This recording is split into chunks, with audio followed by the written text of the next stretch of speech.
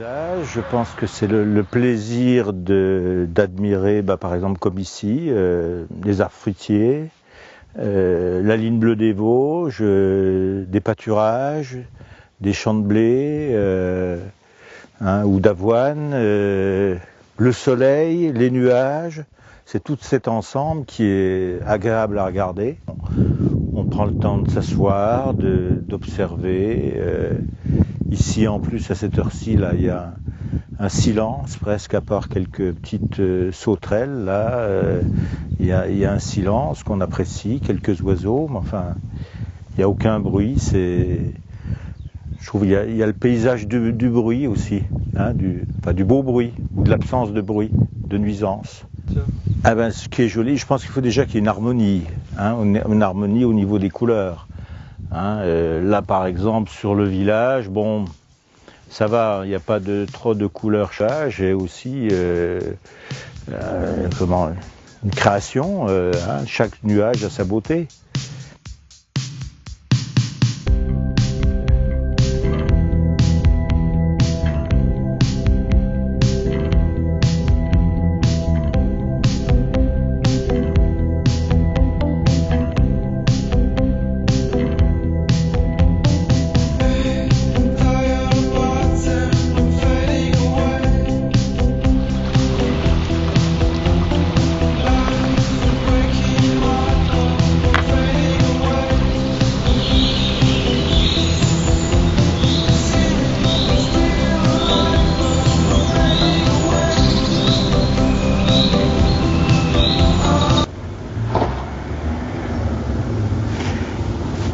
Il y a quelques années, j'ai lu une nouvelle de Jean Giono, L'homme qui plantait des arbres. Ça m'a semblé très intéressant, je m'en suis inspiré et dans un de mes bois, j'y vais régulièrement avec une baramine. Je plante la baramine, je fais un trou à l'aide de la baramine dans le sol et j'y mets ou un gland de chêne ou un marron ou une châtaigne. Et puis je rebouche avec le talon ou avec la baramine, je fais 2 grands pas et je poursuis et je continue comme ça. Et depuis quelques années, j'ai de jeunes arbres qui poussent. Et donc je pense à Jean Giono à chaque fois que je fais ces plantations. C'est quand même génial.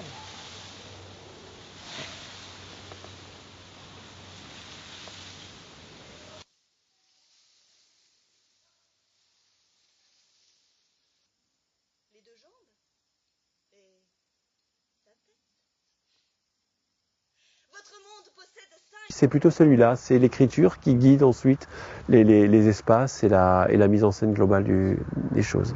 L'idée, c'était que le public redécouvre sa forêt.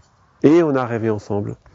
On a parlé de bûcherons, on a parlé d'habitants qui faisaient leurs affouages. C'est quelque chose qui est très important ici. C'est quelque chose où les gens ont la forêt au cœur, quoi, hein. Vannes-le-Châtel et ces villages-là, parce qu'il y a aussi la fête des 4 bancs dont on a dû parler.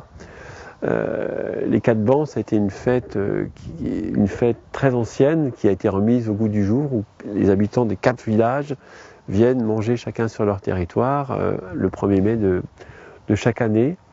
Et je trouve que c'est aussi une façon de s'approprier le paysage autrement. Mais je pense aussi, il y a les 4 bancs, mais je pense aussi aux affouages. Au moment des affouages, les gens des villages se retrouvent dans la forêt, casse-croûte ensemble, discutent ensemble. Dans certains villages, les gens achètent du matériel en commun. Il y a ce partage-là qui existe aussi. Les gens rentrent leur bois en commun, déchargent, fabriquent, font ensemble. Le faire ensemble est important.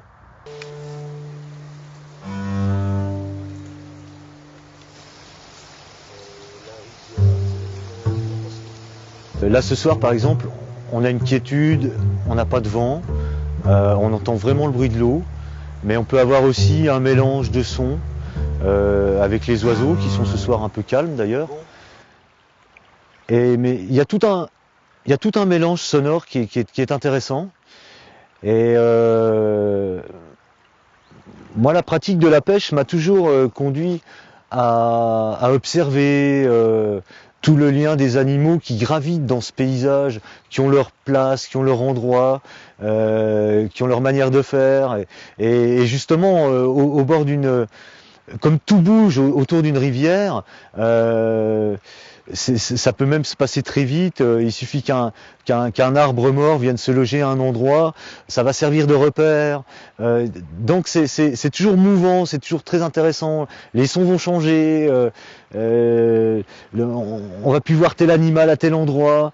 Et je pense que tout ça, ça fait partie du paysage. Il n'y a pas que les arbres, il n'y a pas qu'un ciel et des nuages, il y a tout un environnement à observer. Et il faut regarder au-delà, même quitte à des fois regarder le paysage, fermer les yeux, s'en imprégner, fermer les yeux pour emmagasiner encore plus du paysage en matière sonore. Parce que je pense que le son fait partie aussi du paysage.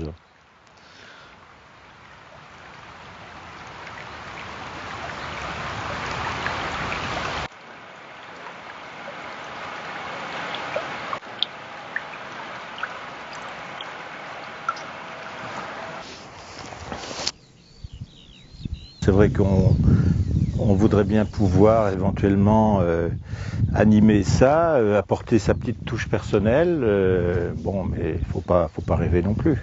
Hein. Mais je pense aussi, quand par exemple moi je plante des arbres, en plantant des vergers, j'apporte ma petite touche personnelle. Bon, peut-être aujourd'hui les arbres ne sont pas grands, mais quand ils seront comme ça, si je suis encore en vie, je serai fier d'avoir apporté ma touche personnelle, d'avoir fait une belle ligne d'arbres fruitiers par exemple, ou avoir une belle petite forêt, un beau petit bois. Ça c'est, oui, on apporte sa touche personnelle. Mais là il faut être très patient. On n'aura pas ça du jour au lendemain. Il y a un échange avec la nature et si on ne travaille que dans un sens, ça ne pourra pas aller. Hein. Mais si on travaille que dans un sens, il n'y a pas d'échange, ça veut dire qu'on n'est pas un amoureux de la nature, à mon avis. On est un utilisateur, et c'est tout. Hein, donc je pense qu'il faut savoir donner à la nature pour que la nature rende un jour ou l'autre. Hein. Alors c'est pas tout de suite peut-être, mais enfin bon, voilà. Je me suis jamais vraiment très intéressé à photographier la rivière, les éléments de la nature, peut-être parce que je trouve qu'ils ont, je leur réserve peut-être cette part j'ai toujours plus laissé la rivière comme un endroit de poésie et d'imaginaire que à la laisser comme ça, à la regarder. Plutôt qu'à vouloir me l'approprier. Moi j'ai travaillé 25 ans ici. Hein. Les herbes m'ont poussé, les arbres m'ont poussé. L'apprentissage a été fini, ils ont remis des arbres le long de la grille là-bas.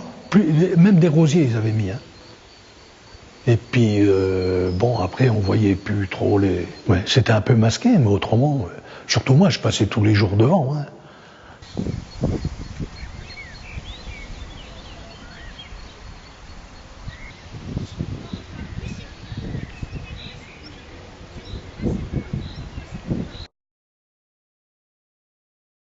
Il est quand même attaché, hein, il a beau faire. Hein. Je vois de chez moi, je vois le corps de la mine. Bon, c'est mon environnement, quoi. C'est mon environnement, hein. Puis de toute façon, je suis pas un jour sans pas en parler. Puis la mine, de toute manière, je suis tout le temps sur Internet à rechercher des trucs. Puis c'est quand même un lieu, bon, je suis vraiment... De toute façon, droit au Mans, pour moi, je suis né ici. Je suis né à la maison où j'habite. Alors, bon, pour me déraciner...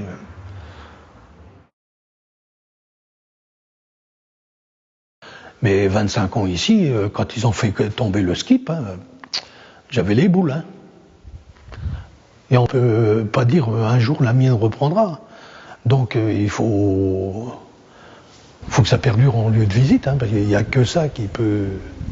Moi, ce que je voudrais bien, que ça continue à être un chemin de randonnée, un lieu de rendez-vous, hein, comme on fait un vide-grenier tous les ans. Cette année, on a fait un pique-nique.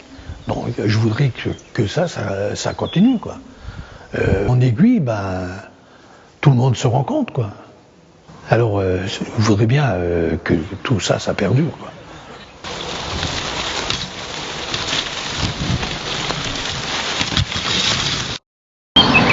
La nature. On peut pas dire mieux. J'en apprends encore. On en apprend toujours. Hein. Ah, ça c'est... Ouais, les bauges de sanglier. Bon, après c'est des traces, mettons pour les renards et tout ça, et ça fait des petits sentiers, hein, surtout en bordure de leur terrier. C'est la première chose. Regardez, écoutez. Celui qui sait faire ça, il apprend beaucoup de choses. Il n'y a pas besoin qu'il soit spectaculaire. Les paysages, ils sont beaux partout. Il suffit de regarder. Il y a des secteurs qui sont peut-être plus beaux que d'autres. Hein, montagne ou autre, c'est des beaux paysages. Mais je préfère presque regarder un petit secteur qu'un grand panorama. C'est un grand panorama, oui, c'est beau. Mais sans plus, on ne voit rien d'autre. Alors que si on est prêt, c'est le détail, c'est plus fin, c'est...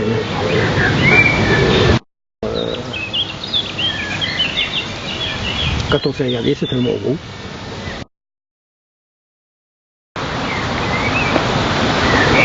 La première chose, ça se regarde, ça s'étudie.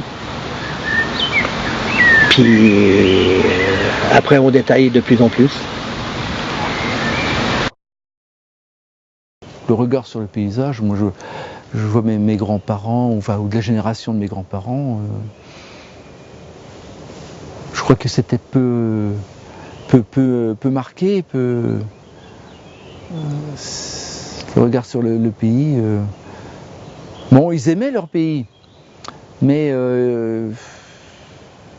ils les connaissaient par cœur. Hein.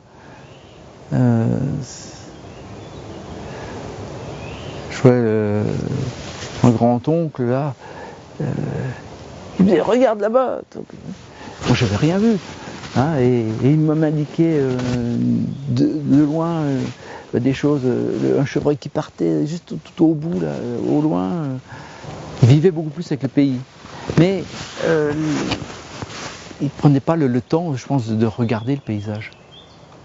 Hein, de le regarder comme nous on fait. Ou c'est peut-être pas simplement parce que nous on court tout le temps, et puis que de temps en temps on s'arrête, et puis on regarde. Hein. Enfin, moi personnellement, le regard les paysages, j'y prêtais très peu d'intérêt. Et depuis, c'est un cheminement, depuis 15-20 ans, j'y suis de plus en plus attaché. Pour moi, c'est important. On a dans l'esprit, nous Lorrains, Lorraine, c'est un pays, il n'y a rien à voir. Alors qu'on a des paysages par endroits qui sont absolument magnifiques. Magnifiques. Question de lecture, effectivement. Oui, on pourrait même parler d'apprentissage de lecture. Hein. Et puis il y a tout ce qu'on devine par derrière, qui n'est pas... Et sinon, t'as amené du plastique et des détonateurs? Ah, parce que là, tu vois, je commence à arriver au bout et j'ai pas mal d'objectifs à faire sauter. Et question parachutage, ça fait un bout de temps qu'on n'a rien eu, hein. Ben, ils ont plus de carburant, hein. Ou ils ont perdu les coordonnées de notre maquis. Il faut absolument que tu fasses remonter ça au colonel Grandval, notre chef de réseau. Et tu leur dis bien que s'ils envoient des grenades, hein, qu'ils pensent à mettre les détonateurs. Oui, c'était un lieu de sécurité, c'était c'était chez nous, c'était notre maison, c'était notre garantie de survie, c'était notre point de contact avec les groupes de résistance à proximité qui nous ravitaillaient, etc. Et donc, la forêt, c'était tout pour nous. Dès le moment qu'on sortait de la forêt, on n'était plus en sécurité. D'ailleurs, les Allemands, ça leur était interdit de pénétrer à plus de 20 mètres en forêt. C'était notre maison. Et on se sentait bien. Dès le moment qu'on abordait la forêt, on se sentait bien. Hop.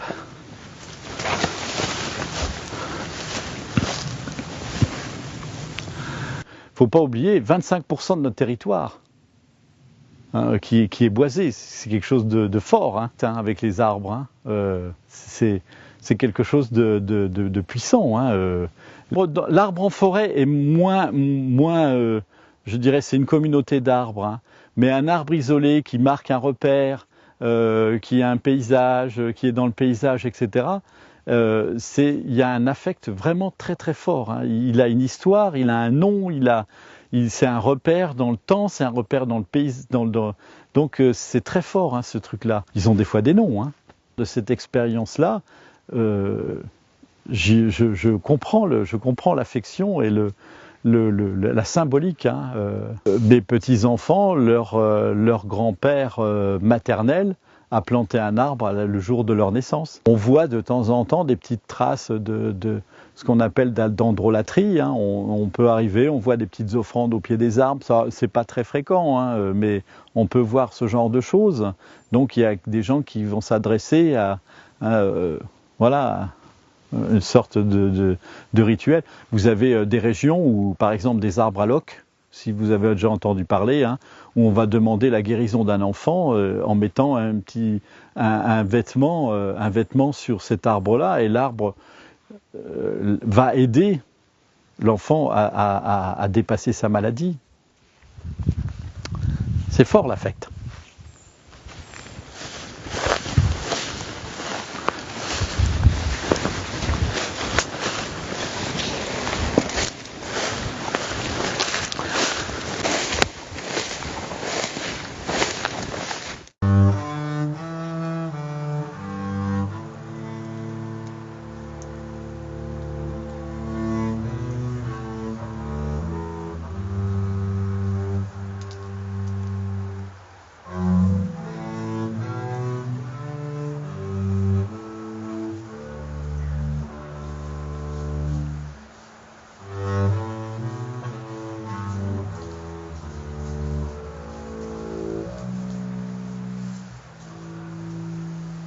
Certains de nos collègues nous disent les gens, la forêt est considérée comme un temple et vous y cultivez des patates.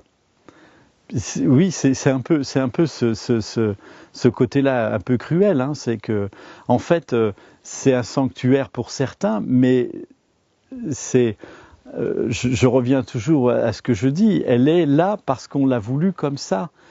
C'est pas un milieu naturel, n'en déplaise à... C'est un milieu naturel, certes, mais qui est géré, qui est travaillé avec des notions de gestion durable, avec le souhait de préserver les espèces et les espaces, mais qui reste un milieu géré par l'homme. Je ne crois pas qu'il y ait des forêts naturelles encore en France.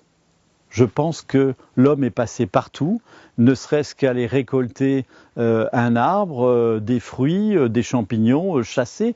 Il est passé partout, il a donc forcément mis son empreinte sur cette forêt, hein, et il l'a façonnée à ses besoins. Donc un sanctuaire, oui, mais un sanctuaire qui est géré et qui reste entre Voilà, le forestier ne pille pas quelque chose qu'il a trouvé intact, issu des dernières glaciations. Il l'a accompagné, il l'accompagne et il l'accompagnera encore demain.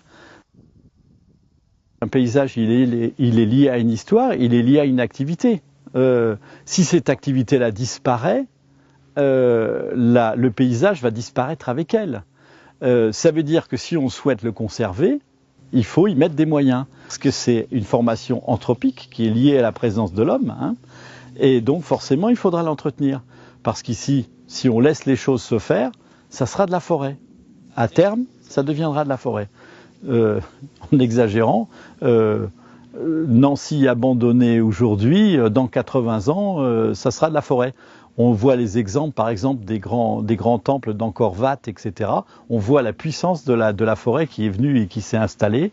Donc là, c'est exactement le même processus. Donc les paysages sont vivants parce qu'ils reflètent une histoire, une activité. Quand cette activité disparaît, elle disparaît. Mon souvenir de gamin de la vallée de la Moselle, c'est pas ce que je vois aujourd'hui. On a du mal à croire que la Tour Eiffel a été forgée à Pompée. Pourtant, donc les paysages sont comme nous, hein, ils naissent, ils vivent, ils meurent, ils se transforment.